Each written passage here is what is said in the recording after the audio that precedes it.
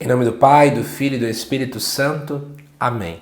Amados irmãos e irmãs, é com muita alegria que nós estamos aqui para juntos estudar e meditar o Evangelho que a nossa igreja nos apresenta para esta sexta-feira da terceira semana da Páscoa.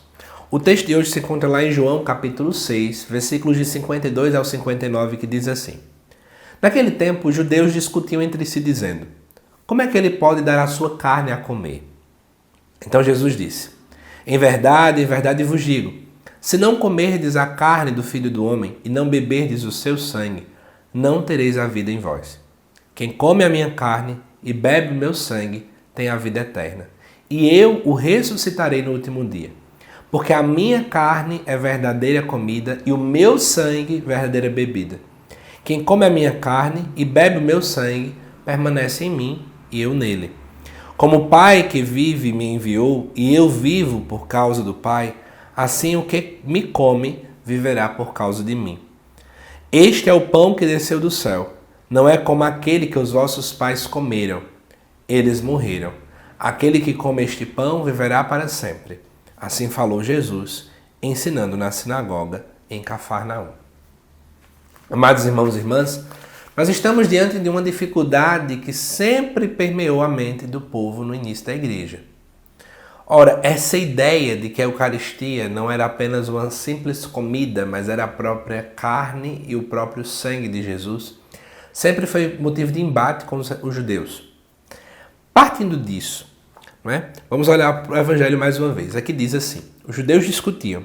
Como é que ele pode dar a sua carne a comer? Veja que aqui de modo muito claro está evidenciando que era um ponto de dificuldade entre os cristãos e os judeus. Então Jesus afirma uma verdade solene, ou em verdade vos digo, quer dizer essa verdade solene.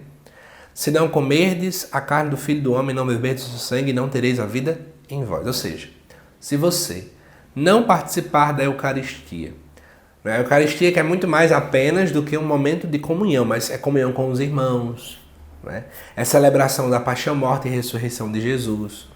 Se eu não vivo diante desse banquete, eu não possuo a vida eterna. E ele vai dizer que come a minha carne e meu sangue tem a vida eterna. Enfim, só quero chamar a atenção para duas coisas. Eu acho muito sugestivo quando a gente percebe essa dinâmica de comer e de beber, porque só come quem tem fome. E a gente começa a refletir, Só é possível comer da carne de Cristo quando eu tenho fome. E será que nós temos fome de Deus? Hoje a gente tem fome de tudo. Fome de dias de descanso, fome de feriado, fome de mais dinheiro na conta. Mas será que a gente tem fome de Deus? E eu sei que nós temos. Porque Santo Agostinho revela que nós temos sede de Deus. E essa sede é o próprio Deus que põe em nosso coração. Então nós temos.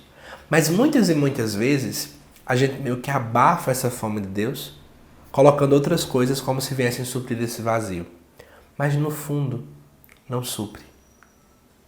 Porque a sede que nós temos de Deus, amados irmãos e irmãs, é uma sede que, na verdade, ela jamais vai preencher o nosso coração.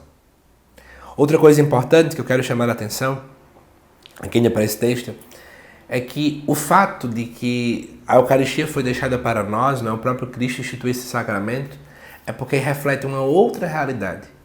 Quando aqui vai falar, quem come deste pão vai ter vida eterna, eu ressuscitarei. É para dizer em outras palavras, a gente nunca vai ficar órfão. Gente, Jesus é tão bom, mas tão bom, mas tão bom, que ele não quis ficar preso no tempo e no espaço. E ele nos permite vivenciar o memorial da sua paixão, morte e ressurreição diariamente na Eucaristia. A Eucaristia é uma expressão máxima do amor de Deus. A Eucaristia é a expressão máxima do amor de Deus que não quer nos deixar órfãos, que não quer nos deixar sozinhos. Por esse motivo ele se faz um pequeno pedaço de pão para que nós possamos nos alimentar, nutrir a nossa fé, nutrir o nosso corpo, nutrir a nossa espiritualidade. Por isso, amados irmãos e irmãs, à luz desse Evangelho, valorizemos mais a Eucaristia. Como às vezes dói as pessoas que não valorizam o banquete eucarístico e tratam como se fosse uma reunião social. A Eucaristia é muito mais do que isso. A Eucaristia é momento de comunhão com os irmãos e com o nosso Senhor. Que Deus te abençoe, amado irmão e irmã. Quero pedir desculpas, porque o vídeo demorou tanto a sair. Faz dinâmicas da vida, as grandes demandas. Mas que Deus abençoe vocês Um grande abraço e até os próximos vídeos aqui do canal.